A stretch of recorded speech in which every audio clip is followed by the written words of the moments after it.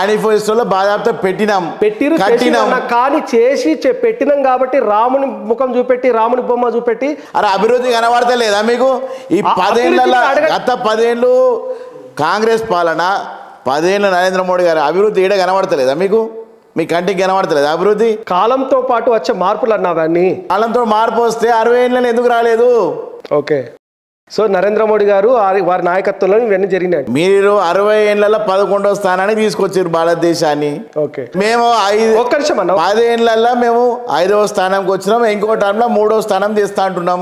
Okay, అంటే ఆర్థికంగా ఎప్పుడైతే పెరుగుతున్నామో అది డెవలప్మెంట్కి సూచిక. నేను అనేది డెవలప్మెంట్ అనేది మనం పెరుగుతున్న కొద్దీ దాన్ని పర్యవసనాలు కింద గ్రామ స్థాయి దాకా పోతాయి.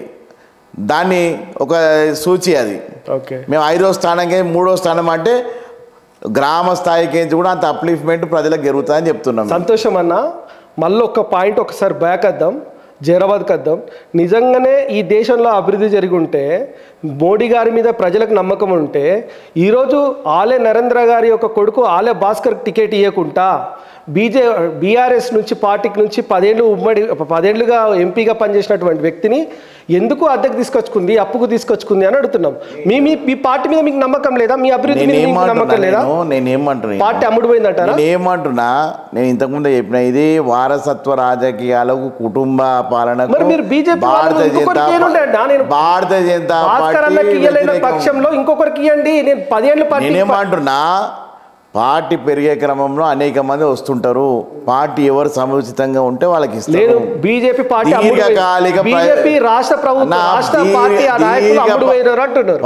దీర్ఘకాలిక ప్రయోజనాలను దృష్టిలో పెట్టుకొని నిర్ణయాలు తీసుకుంటారు. ఒక క్రమశిక్షణ గల కార్యకర్తగా దాన్ని మేము శిరస వహిస్తున్నాం. చివరిగా మళ్ళీ వేరే టాపిక్ వెళ్దాం. మన నెక్స్ట్ జైరాబాద్ పార్లమెంటు క్యాండిడేట్ మార్పులో 100,000 కోట్లు ట్రాన్సాక్షన్ జరిగింది, 100,000 కోట్లు చేతులు మారినాయి అంటారు. దీనిపై నీ కామెంట్ ఏంది?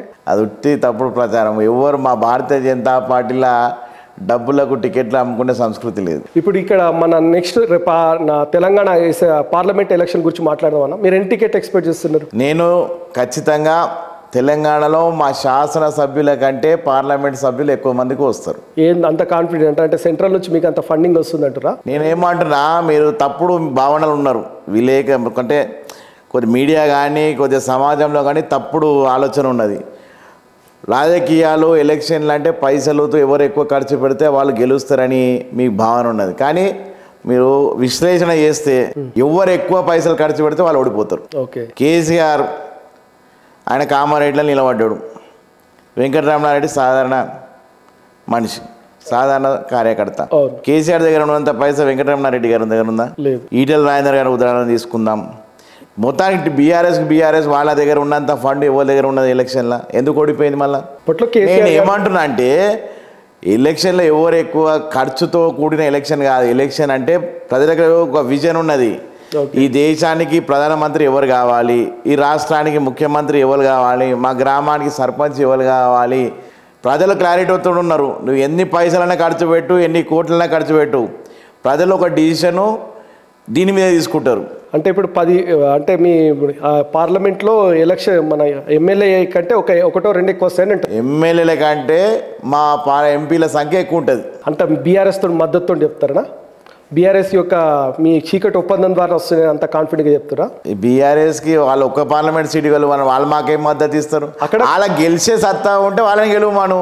మీకు బీఆర్ఎస్ కు నేను ఏమంటున్నా, వాళ్ళకు గెలిచే సత్తా ఉంటే గెలువమానండి. మాకేం మద్దతు ఇస్తారు? సొంతంగా నిలబడలేనోడు మాకు మద్దతు ఇస్తాడా? కేవలం రఘునందన్ రావు లాంటి వ్యక్తిని గెలిపించుకోవడం కోసం, లేదంటే అక్కడ ఏమంటున్నా, రఘునందన్ రావు కానీ ఇంకే పార్లమెంట్ స్థానం కానీ వాళ్ళని గెలువమని రాదు. ఓకే, వాళ్ళకి గెలిచే సత్తా ఉంటే గెలువమను. బీజేపీ వాళ్ళు మాకేం మద్దతు ఇస్తారు? వాళ్ళ సొంత కాలమే నిలబడలేని పార్టీ మాకేం మద్దతు ఇస్తుంది? కేటీఆర్ ని కేసీఆర్ ని అరెస్ట్ చేస్తాం అమిత్ షా చెప్తా. అమిత్ షా ఒకవేళ కేటీఆర్ ఎవరు తప్పు చేస్తారు అరెస్ట్ అవుతారు, ఎవరు తప్పు చేస్తారు అలా అరెస్ట్ అవుతారు. ఇప్పుడు మీరు అందరు ఎవరైనా కానీ ముఖ్యమంత్రులు స్థాయిలో ఉన్న వ్యక్తులు కూడా ఇలా జైలు పాలైన సందర్భాలు భారతదేశంలో ఉన్నాయి. ఎవరు తప్పు చేస్తే వాళ్ళు అనుభవిస్తారు, దాంట్లో ఏమున్నది? కేటీఆర్ తప్పు చేస్తే కేటీఆర్ కేసులు ఉండవు. బీజేపీ లొంగపోతే ఈడీఎస్ఎస్ సిబిఎస్ ఎవరు చెప్పారు అది ఉన్నాయి కదన్నా, చెప్పురాదు. ఉన్నాయి కదన్నా. అదే చెప్పురాదే. సుజనా చౌదరి ఎవరన్నా, చెప్పురాదు. సీఎం రమేష్ ఎవరన్నా, కేసులు మాఫ్ అయినాయా? ఈడీ నోటీసులు వచ్చినాయి, కేసులు మాఫ్ అయినాయా? ఆ రోజు నుంచి కేసులు మాఫ్ అయినాయా? ఓకే, అట్లా కేసులు ఏమైనా మాఫ్ అయినా? అరబిందో చైర్మన్ ఈడీ నోటీసులు ఇచ్చి తర్వాత ఎందుకు ఆపేసిరన్నా? మరి ఆయన కూడా అరెస్ట్ అయ్యి లోపలికి పోయి వచ్చిండు కదా. మరి ఇప్పుడు ఎందుకు సైలెంట్ అయిపోయింది వ్యవస్థ? ఇప్పుడు కోర్టు బెయిల్ ఇస్తే ఎవరేం చేస్తారు? ఓకే, మీరు లొంగకపోతే అరెస్ట్ చేస్తారు, కేటీఆర్ చాలా మంది అరెస్ట్ అయ్యారు. న్యాయపరంగా కోర్టులకి వాళ్ళు బెయిల్ కేస్తారు, కోర్టు నిర్ణయిస్తుంది. నేను ఈ రాష్ట్రంలో ఒకటి మీరు క్లారిటీ ఉండండి, కేసులు బుక్ చేసేది ఈడీ, న్యాయపరంగా వాళ్ళకి బెయిల్ ఇవ్వాలా లేదా తేల్చేది కోర్టులు. భారతీయ జనతా పార్టీ పాత్ర ఎక్కడ ఉంది ఇక్కడ? ఓకే, కానీ జనాలు ఏమంటున్నారంటే బయట జనాలు ఏమని అంటారు? ఈడీలు సిబిఐలు నరేంద్ర మోడీకి రెండు చేతులు. నేను ఏమంటున్నా, వాళ్ళు ఒక్కటే, ఇప్పుడు ఏ కేసులో అయినా కానీ, ఇప్పుడు లిక్కర్ కేసు తీసుకుందాం, ఒక ముఖ్యమంత్రిని అరెస్ట్ చేసిరు, డిప్యూటీ సీఎంని అరెస్ట్ చేసిరు, మన రాష్ట్రంలో ఒక మాజీ ఎంపీని అరెస్ట్ చేసిరంటే ఏమాత్రం ఆధారాలు లేకుండా ఉట్టియాలని లోపల పెడితే కేసు నిలబడుతుందా? లేకుంటే అంటే ప్రజలు ఏమన్నా క్షమిస్తారా? ఇటువంటి బూటప్ కేసులు వాళ్ళ ఇన్వాల్వ్మెంట్ ఉన్నది కాబట్టి, కొన్ని సాక్ష్యాధారాలు ఉన్నాయి కాబట్టి వాళ్ళు అరెస్ట్ చేసిరు. కోర్టు నిర్ణయిస్తుంది అది వాళ్ళకి బెయిల్ ఇవ్వాలనా లేదా. పాత్ర బీజేపీ ఎక్కడ ఉందిడా? ఓకే, మొన్న రేవంత్ రెడ్డి గారు మాట్లాడుతూ బీజేపీ గవర్నమెంట్కి వస్తే మళ్ళొకసారి 400 సీట్లు వాళ్ళకి ఇస్తే ఈ దేశంలో ఎస్సీ ఎస్టీ బీసీల రిజర్వేషన్లు అన్నీ రద్దవుతాయి, కేవలం వాళ్ళ యొక్క మతోన్మాద మనువాద సిద్ధాంతాన్ని అప్లై చేస్తారు, వాళ్ళ వెనుక ఆర్ఎస్ఎస్ చీఫ్ భగవాన్ గారు ఉన్నారు, మోహన్ భగవత్ గారు ఉన్నారు. కాబట్టి దయచేసి ఈ రాష్ట్రం ఈ దేశం కాపాడుకోవాలంటే, ఎస్సీ ఎస్టీ బీసీల రిజర్వేషన్ దక్కాలంటే మనం కాంగ్రెస్ పార్టీ కాంగ్రెస్ కూటమి అధికారంలో తెచ్చుకోవడం తప్ప ఇంకొక ఆప్షనే లేదని మొన్న సీఎం రేవంత్ రెడ్డి గారు అన్నారు. దీనిపై మీ కామెంట్ అన్న? సీఎం రేవంత్ రెడ్డి గారు రిజర్వేషన్ దానికి సంబంధించి ఒక ఫేక్ ఆడియో కేసులో కేసు రిజిస్టర్ చేయబడ్డది. ఓకే, నీకు అంత ఇది ఉంటే ఫేక్ ఆడియో ఎందుకు చేసినాను? ఓకే, ఫేక్ వీడియో ప్రచారంలోకి ఎందుకు తెచ్చారు మీరు అంతనే ఇది ఉంటే నేను ఏమంటున్నా, అతడు ఒక వీడియో చూసి అన్నాడన్నా, అతడేం చేయలేడు. వాళ్ళు తెలుసుకోవాలి. నేను ఎందుకంటే అమిత్ షా గారు అన్నది ఏమున్నది, వీళ్ళ ప్రచారం చేసింది ఏమన్నది, అందుకే కేసు రిజిస్టర్ అయింది. అమిత్ షా గారు ఏమన్నారంటే ముస్లిం రిజర్వేషన్లు రద్దు చేస్తామన్నాడు.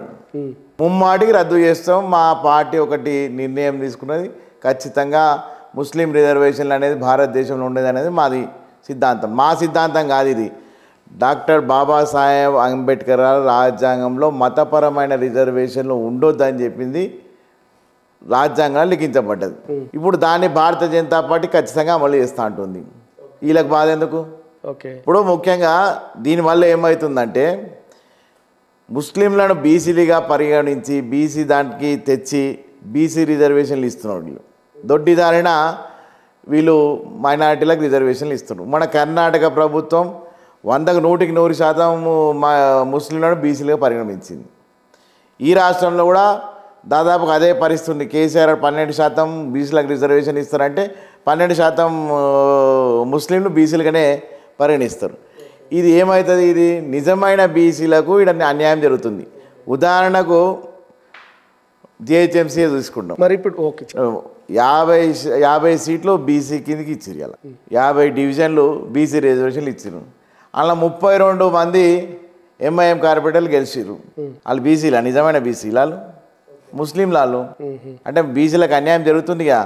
ఈ అన్యాయం రాజకీయ పరంగా కాదు, విద్యా అవకాశాలలో ఉద్యోగ అవకాశాలలో కూడా వీళ్ళు బీసీలకు చెందాల్సిన వాటా ఇలా ముస్లింలకు దక్కుతున్నది. దీన్ని భారతీయ జనతా పార్టీ ఖచ్చితంగా విభేదిస్తుంది. ఖచ్చితంగా ఇది రద్దు చేయాలని మా ప్రభుత్వం తెలంగాణలో ఎప్పుడు వచ్చినా ముస్లిం రిజర్వేషన్ రద్దు చేస్తుంది.